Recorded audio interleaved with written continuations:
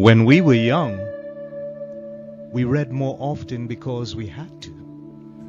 It was the only way for us to get knowledge and to be enlightened. Read to your heart's delight and be enlightened. Let's just read. It's a podcast by Andy's Personal Development. Stay tuned for more reading and enlightenment.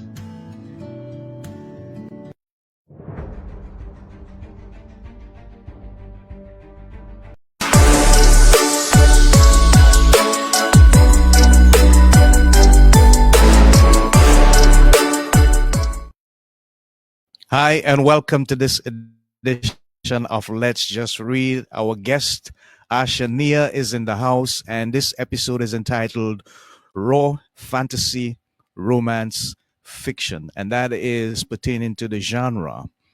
She says the first book series in her series of fiction book, The Mystic and the Lycan King, she did not intend to publish.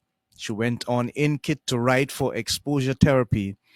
As a childhood assault survivor, she ended up carrying a lot of trauma with her, and it built up over time. So, she wrote for the first time a year and a half ago and found relief there. And readers came flooding in because family and friends encouraged her to publish. It was shocking but deeply welcome.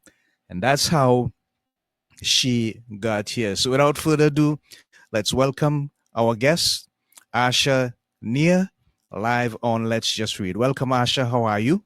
Good. Good morning. How are you? I'm good. I'm good. And thank you for asking. And it's good to see you here. We appreciate you being here and taking the time to spend with us on this podcast. So, Asha, tell us a bit about your personal journey up to the point that you actually decide, I'm going to write because I'm being encouraged to so do. And eventually you got published. Yeah, it was a long journey to get here. I have been in therapy for treating my trauma for Mm-hmm. years. Yeah. And at some point with dialectic behavioral therapy, I learned about exposure therapy, which is where you slowly expose yourself to uh, things that that traumatized you. So let's Mm-hmm. say if you're afraid of dogs, you would go to a dog that you knew was safe, that was leashed. And over time, you would introduce yourself, get a little closer to the dog, maybe eventually let it, smell you, sniff your hand. And eventually, over time, you start to be able to reprogram your brain and realize not all dogs are going to hurt me. Uh, Mm-hmm. and it's evidence based over time. So when I learned about that, I really thought about how I could apply it. I couldn't figure out how to apply it until I tried something new, which was writing. Okay. Um, I had to work on myself through characters in order to approach these very difficult topics, very sensitive and heavy topics. I had to Mm-hmm. put it in fantasy to push it to a safe distance. If it was at a modern time, I wouldn't be able to do it. Yeah. Had to be fantasy, had to have instances of having more beast like feelings and emotions with the intensity to be able to process it in a way that is a little bit more understandable. So I tried it. I did it on Inket, like you said, because I didn't want to go through it alone. And Mm-hmm. that's how it all started. Wow. I love that. Thank you for sharing and being vulnerable and open with us. And so the writing has been a great sense of therapy for you. Is that my understanding? Yes, yes. I've also learned so much about myself and also have been able to kind of pin down where vulnerabilities are by putting my characters in different situations. I never really know where a story is going to take me. I don't plan it out very much. I just kind of go from beginning to end. Yeah, yeah, And yeah. yeah, that's how it uh, perf- has its effect on me. Okay, wonderful. So tell us about this publication. It's a strange name. How did you arrive at the name for the publication? Um, I wanted to represent both characters in the title. I mean, the male protagonist is like a werewolf. So he's the Lycan King, the king of all the werewolves. And all of in my series, all of the female protagonists, their names are almost not quite derogatory on the title, but in the story, she was the mistake. And so Hmm. with the title, you're starting at the very beginning where Yeah. it's a struggle where we're not sure who we are, as protagonists. And it's not until you get to the end where you're at the triumph. So that's where the title comes from. Okay, great. And the artwork, who was responsible for the artwork? Debbie from Oh, Jet Launch Publishing. She is amazing. I get nothing but compliments. We're on book 4 now, and we're still getting compliments for all of the covers. But yes, I sing her praises constantly. I send her screenshots of everyone complimenting the artwork. And yeah, she's just phenomenal. No AI. So this is uh-huh. all properly licensed, not computer generated. So everyone gets paid and everyone, yeah, done right. Yeah. Wonderful, wonderful. And how does it feel now that you have gotten those stories out and it is published and it's out there? What's the emotional release like for you? Ah, I I can hear that. it it was obviously vulnerable at first. Um, Hmm. it put me in a vulnerable spot, and that's why I originally was anonymous and I didn't show my face, and I only until recently did I come out. Um, it has been validating and less scary over time as I become used to sharing these things, especially knowing the effect these stories have had on other people and other survivors sharing their experiences. And shockingly, how this book helped them come to terms with what happened to them or help them learn or find their own healing. So I have been getting as much as I'm discovering I've been giving with these novels. So though I do feel vulnerable right now. It has 100% been worth facing the fears Wow. of coming Yeah, out. yeah, yeah, yeah. I hear you. I hear you. And we support you 110%. Not a problem. It's the Mystic and the Lycan King. So I'm just putting it out there so that folks can see and they can have a clear understanding of how important these stories are to you. So, what is the touching feedbacks that you are getting? You said you are getting good feedbacks from people who are survivors themselves and they can align and resonate with your story. Anything specific that comes to mind when you think about the feedback that has given you that sense of comfort as well?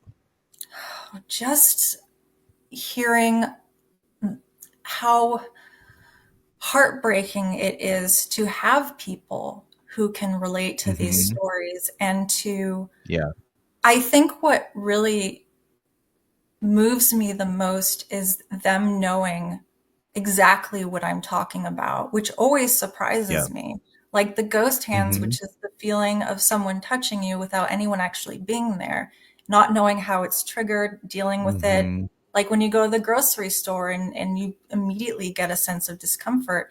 And there are people that have Yeah. mentioned, I get that too.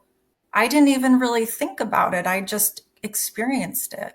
So it's kind of putting into Mm. words and hearing other people saying that it being put into words, that I don't know. I just feel connected to All right. these readers and Hmm. just the understanding really just brings us closer together, more like a family than just readers and fans. Yeah. So you feel like it's beyond the fan club norm. It is more like a community with a family style environment and atmosphere that is being built. Yes, and we are constantly supporting each other. You know, touching on certain things happening in other people's lives. I often offer to share tools that I've learned in therapy and DBT, and we refer to ourselves as a pack at this point. Kind of like a Okay. wolf pack. Uh-huh. So yeah, we are very much like a family at this point. Wonderful. That's good. And that sounds hopeful and that sounds positive. Thanks for sharing, Asha. What about live settings? Have you been able to do live book talks and actually let people see your raw emotions as you align yourself with the story and they too begin to share that same sentiment, that same value, but just hearing it from you making a whole lot of difference? Oh, I have barely gotten into book talk. It's a Ah, place that is pretty hard to get traction in, and I'm okay. fairly unknown at this point, being new. Mm-hmm. Mm-hmm. And this is only my third video interview, so it's still very new to me, very nerve-wracking. Um, but no, not really, not yet. Yeah. Actually, you're doing quite fine. You just need to take a couple deep breaths and relax, and all is okay. Yeah. Just a couple deep breaths, and you're good to go. It's not about the atmosphere, it's not about the camera, it's just about you being yourself, being for real, and staying in the moment. Everything else is just life happening. That's all there is to it. So, what challenges, if any, did you face in terms of putting the information together, deciding which chapter comes first and which one comes second? And was it challenging for you, or was it an easy flow? What was easy about it was picking out certain elements of my trauma that I wanted to address. And I would go into a book Right. with a couple scenes in my head that I really wanted to happen and elements Hmm. of the characters that I needed to represent certain aspects of my struggles. So I would have kind of a plot idea, and then I would just go from beginning to end. I would not know how the story would end. I kind of have an inkling of how I wanted it to end, but I am occasionally as unknowing about the next chapter as my readers are. So it's basically I'm finding out how to deal with the situations I put my characters in. So, Yeah. but part of my writing process is as I go to sleep at night, I kind of think about where I want to go next. So I don't really struggle that much with writer's block. It's just Hmm. it at this point it just kind of flows very naturally because Yeah. I need to do it. It's Okay. there for me. All right. Wonderful. Thank you for sharing, Asha. And is there any particular chapter that stands out for you that you can really resonate with? It's more closer to home with regards to your story? Yes, my media coach really wanted me to share a quote from book two. Could I do that? Sure. Just an Yeah, of example. course. Uh, Definitely. The protagonist is a liberated slave, and Mm-hmm. as a slave, she was forced to do things that were traumatizing that lingered with her after leaving, dealing with ghost hands and stuff like that. Mm-hmm. And Mm-hmm. the person in charge of doing these den raids and freeing of these slaves, he comes from an educated background and he represents the source of therapy. So he is educating her on certain things. And at the same time, I'm learning about these things and doing my research. So I thought about how often does the skin renew? Because it something occurred to me. I'm not sure what triggered it, but I looked it up and I discovered that around our age, because it depends on how old you are, Yeah. skin renews approximately, replaces itself at the rate of once a month. And he Okay. shares this information with her, and he asks her, "Do you know what this means?" She says, no. And he says, that Mm-hmm. means that in 1 month, your skin will have never known an unwanted touch. Wow. Wow. Wow. That's deep. That's deep. I'm touched. I'm And as touched. I discovered Yes. it and I figured out a Yes. way to apply it, somehow it made me feel like I had a shell around me, that I had a shield, some protection. Mm-hmm. And it was because I have shed my skin and replaced it so many times since Wow. the assault and the praying. It Mm-hmm. was two people.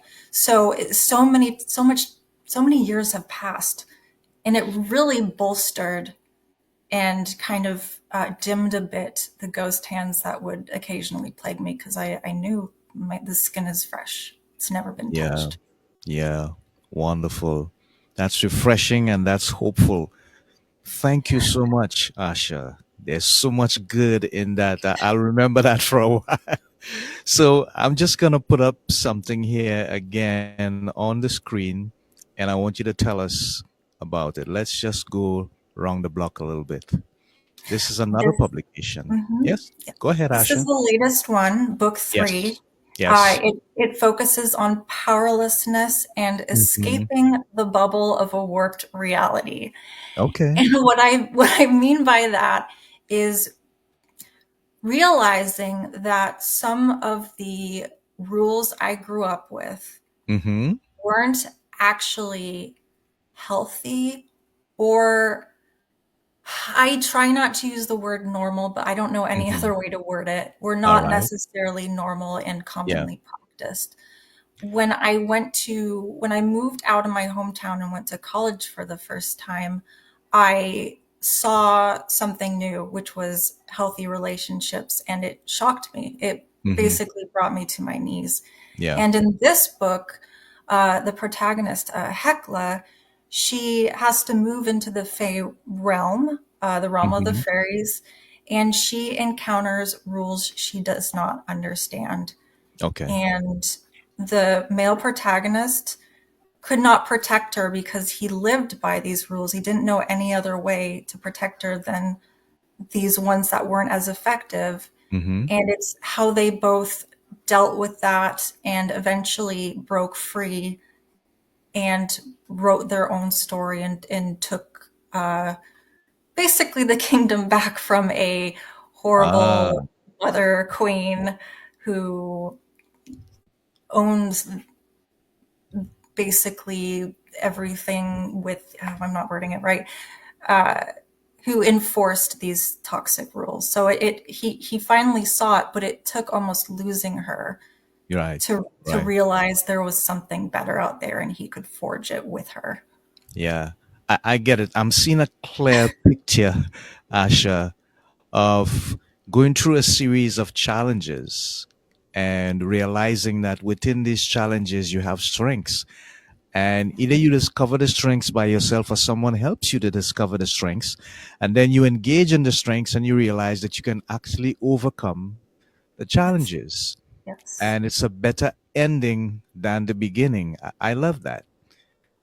Yeah, and it's both nature and nurture. So it's Right. about the strengths we have within us Yeah. and the effects our environment have on us, and how Mm. those play off each other and fight sometimes, Yeah. and Yeah. uh, and learning about yourself and how you can perhaps grow past the Hmm. challenges life put Yeah. upon you, or Yeah. even your own genetics. Right. It's both.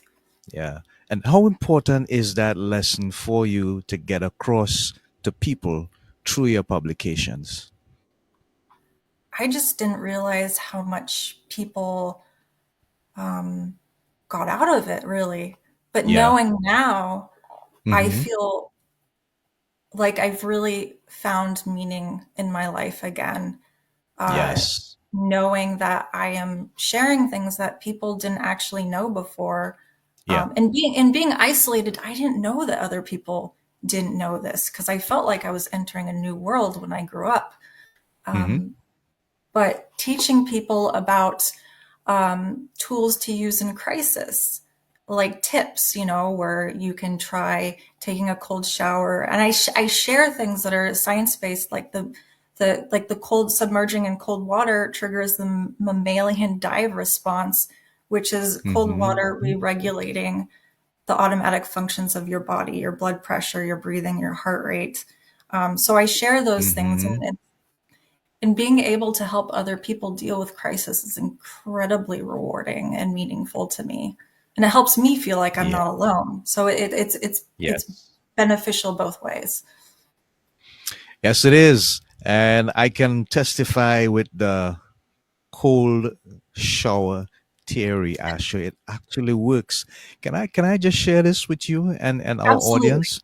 Please. This guy, Tony Robbins, you know his name, right? He's probably Oh, one of the most famous motivational speakers on the planet. it's familiar. I'm so Yeah. bad with names Yeah. though. That's all right. That's all right. It's not a fault. It's just where you pay attention to, right?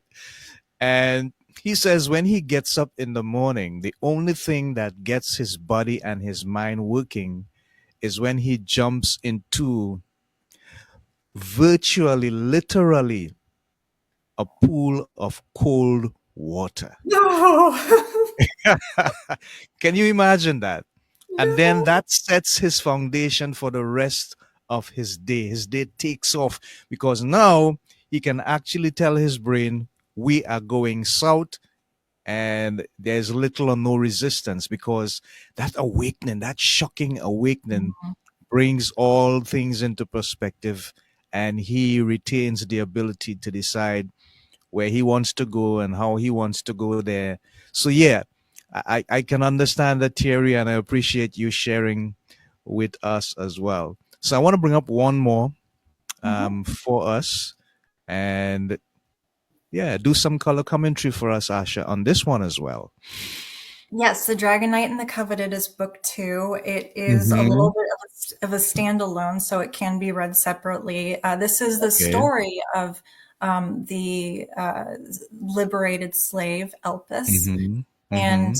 her journey learning how to reintroduce her journey of reintroducing herself to society, learning Yeah. what healthy relationships are, learning how to adapt, learning even how to wear normal clothes. I hate Mm-hmm. using the word normal, but it's just the easiest way. Yes. Um, and just learning what normal behavior is, and basically it's all reprogramming, Mm-hmm. because she was in a way isolated from education because of, Yeah. they only taught her what she needed to do to perform what she needed to perform. Mm-hmm. And the knight who's escorting her back to rehabilitation is a source of this education for her, teaches her how to use currency, teaches her what positive physical relationships are, and what it means to fall in love, and Mm-hmm. have these things introduced to her in a positive light, where before it was all negative associations, Yeah. and Yeah. coping with physical trauma, and sharing those tools through him on how to deal with the physical aftershocks of being used in a certain way. Yeah. What a wonderful story. Thank you for sharing, Asha. Thank you so much. So, as we continue, is there another one in the making? How does the future look like as far as your writing is concerned? I've actually written 10 of these. So Ah, yes, I'm delayed publishing because I didn't intend to publish these. So I'm mm-hmm. slowly getting them out and editing. The next book four, is Yeah. kind of historically based on the Belgian occupation of the Congo. No one would know this unless Oh, they read the author's notes. right, right. Yeah, my father was born in Africa, the Belgian Congo, Okay. so I grew up Mm-hmm. listening to a lot of traumatizing stories. Stories. Yeah. Yes, and Yeah. getting older and learning more about it, I had somewhat a uncomfortable view of family. And Mm-hmm. this book touches on learning, first of all, running away from a village that was Mm-hmm. unhealthy, repeating that theme, and Yeah. struggling with the idea that her biological family, aka lion shifters, aka representing the Belgians, who were occupying all these other cat territories, struggling with the notion of wanting to see her family, but also knowing that once she goes there, she will never be allowed to leave again because of how they control their Mm-hmm. women. They don't like lion. It's all very symbolic, historically kind of tied in and also tied in with trauma. So it is a complicated dance, but the male protagonist helps her escape and is constantly trying to convince her to not go to the lions because he cares about her safety. And it's just about her struggle with wanting to know who she is and her family and knowing that where she's going might not be the best place, very similar to where she just escaped. So it touches on a lot of struggle with family and trauma and being associated with things you just wish you weren't. Yeah. Asha, I'm listening to the depth of what you're saying, and I'm very encouraged by the fact that you think so much about people's emotions, trauma, and how they can find a way to break away from what may be imprisoning them and see a release somewhere around the corner, face the reality of that release, and have a better and even a beautiful life as a result of that. I see that in your writing, I see that in your foresight and what you just shared. Thank you so much. That it's really beautiful. And the reason why that is so to me is because I think we need to have more writers like yourself, Asha, who will focus on bringing some level of freedom, liberation, and hope to people. And I think you have done that in a really beautiful and engaging manner. Thank you so much. I mean, What will, thank you for yeah, helping go me ahead. have a voice. Yes, of course. Everybody's voice matters. At some point in time or the other, everybody's voice matters. There are two things that I want to look at, but the first thing I want to ask you, Ash, is what are some of the things that your family and close friends said to you that made you decide, okay, you know what? I'm just going to do it? They didn't know. Nobody, I kept all of this very separate from my personal life, especially, and Wow. I don't mention any names. I don't say, who traumatized me, who abused me. I don't go into Yeah. any of Yeah. that. Hmm. But I keep it very separate. One, because I am not, I'm relatively insecure about who will enjoy these books because they are intense. Yeah. They Yeah. touch on very difficult. They are explicit. Hmm. They're tough to read. Hmm. As much as I try to use humor to lighten them, but as I got more into publishing, I eventually let them know, and they support it. Um, it's just very two separate worlds that I felt like needed to be. I felt like if I had the people closest to me read Hmm. these things about me, I might subconsciously maybe censor myself. Yeah. It's just freeing to kind of separate those two worlds. Yeah. Yeah. Wow. I get it. Yeah, I get it now. I can see it. Thank you for clearing up that. Appreciate that. And we appreciate you.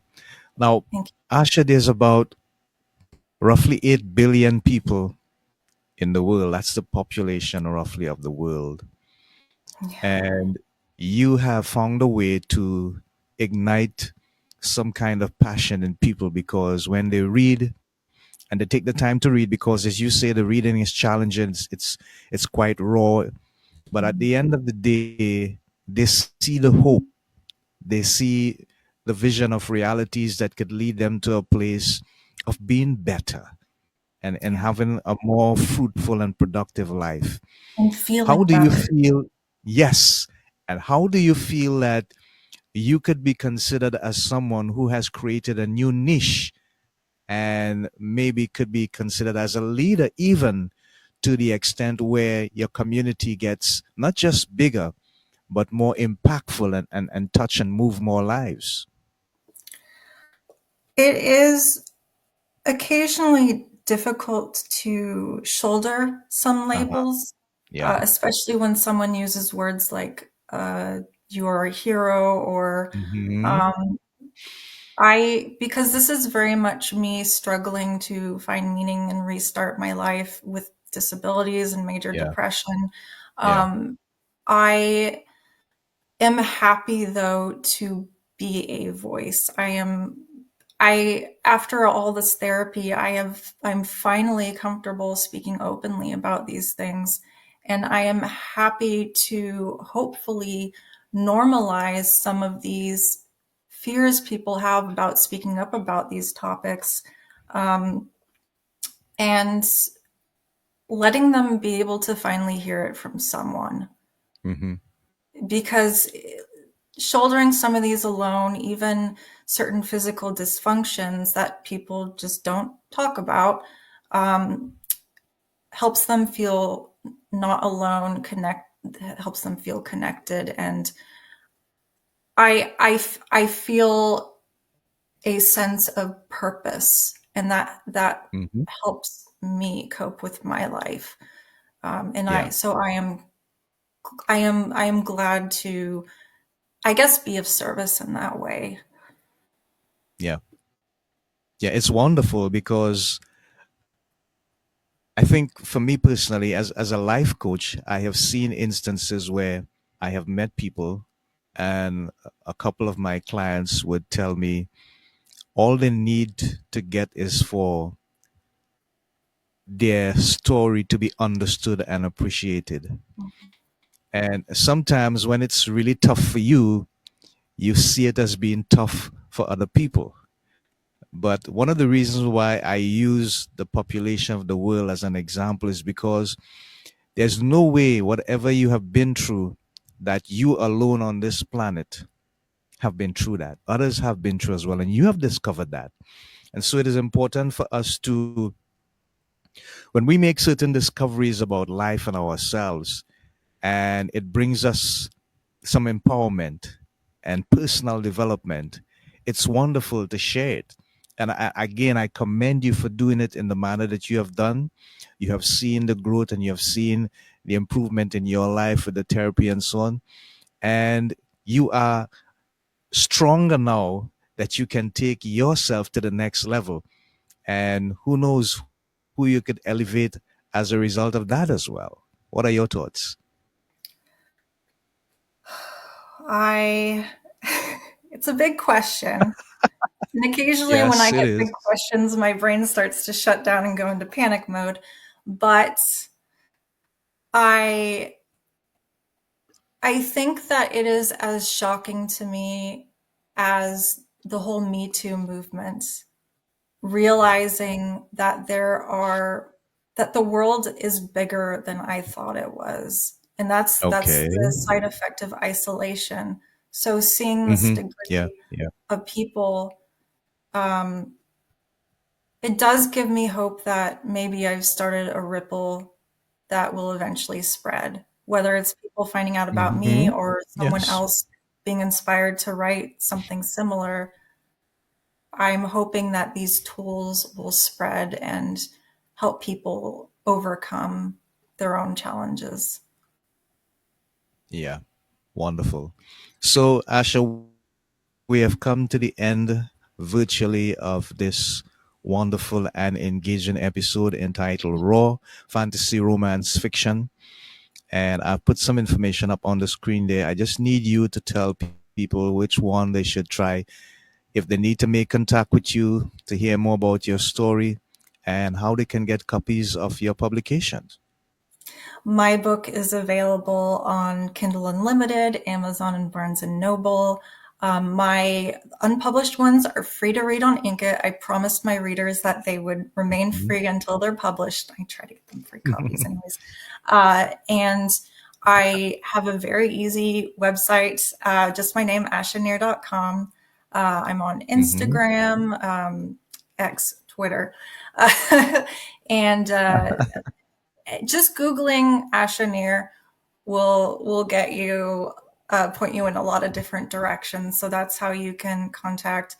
You can anyone's welcome to email me through my website if they have any questions. But yeah, if they want to start with book one, good luck. It's intense. Book two is a little bit more gentle, so they can also start that if they need a safer introduction to this topic. Yeah. Okay. All right. There you have it, folks. And Asha, you do have an audience. And I know that there are others who would see this publication when we put it out later on all the social media platforms. Asha Nia, sorry, that's her last name. Raw fantasy romance fiction. She has been a very raw and engaging guest, and we encourage you to read for enlightenment, read for information, read for knowledge. Check out Asha's publication as well. So, until next time, this is Andy of Andy's Personal Development on Let's Just Read, together with my guest, Asha Nyr, saying bye for now. Godspeed, God Bye. bless, Good day. namaste. Okay. Okay.